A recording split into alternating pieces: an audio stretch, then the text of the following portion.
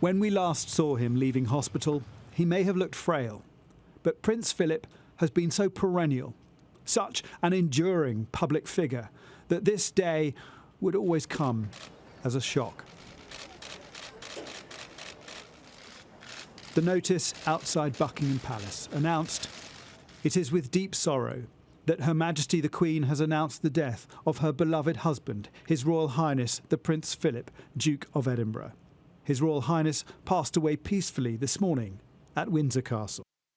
Prince Philip earned the affection of generations here in the United Kingdom, across the Commonwealth and around the world. He was the longest serving consort in history, one of the last surviving people in this country to have served in the Second World War, at Cape Matapan, where he was mentioned in dispatches for bravery, and in the invasion of Sicily, where he saved his ship by his quick thinking. And from that conflict, he took an ethic of service that he applied throughout the unprecedented changes of the post-war era. We remember the Duke for all of this, and above all, for his steadfast support for Her Majesty the Queen. Not just as her consort, by her side every day of her reign, but as her husband, her strength and stay of more than 70 years. And it is to Her Majesty and her family that our nation's thoughts must turn today, because they have lost not just a much-loved and highly respected public figure, but a devoted husband and a proud and loving father, grandfather, and in recent years, great-grandfather.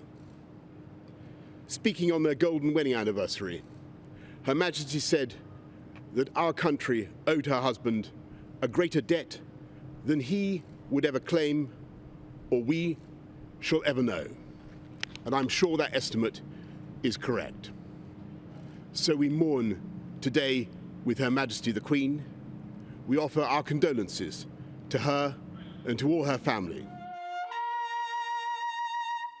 During the pandemic, the Duke of Edinburgh has been in isolation with the Queen in Windsor Castle, which they dubbed HMS Bubble. We've caught recent glimpses of them together on an anniversary card and Christmas card. But COVID times meant today's announcement was followed by warnings to the public that they should abide by social distancing laws in paying their respects. But of course the flowers came, along with the tributes. Well, the UK has lost an extraordinary public servant in Prince Philip. He dedicated his life to our country. And above all, I think he'll be remembered for his support and devotion to the Queen.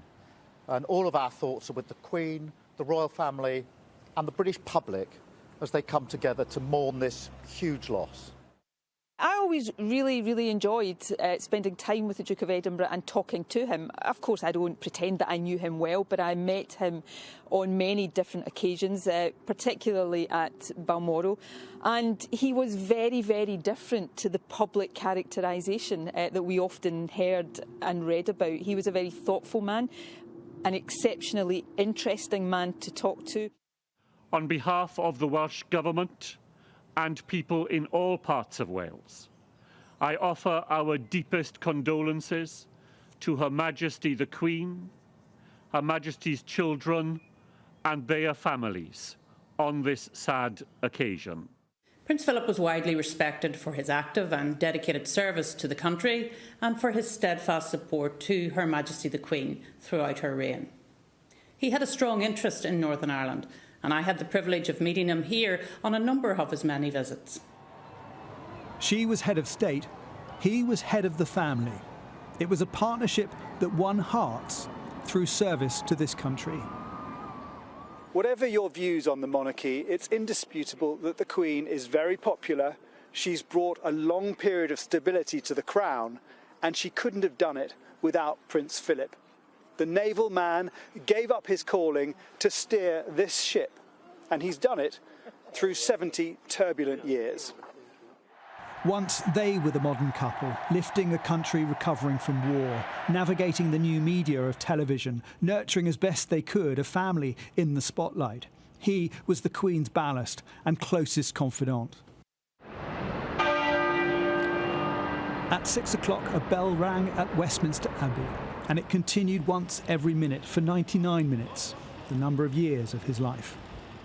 My first reaction was to think of Her Majesty the Queen and to feel a deep sense of sympathy and compassion for her and for the whole family at the loss of such a gigantic figure, particularly in her own life, married for well over 70 years, 73 years.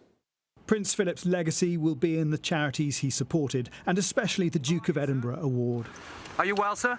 Well, do I look ill? Always his own man, he helped draw up the details of his funeral and was determined there should be minimum fuss.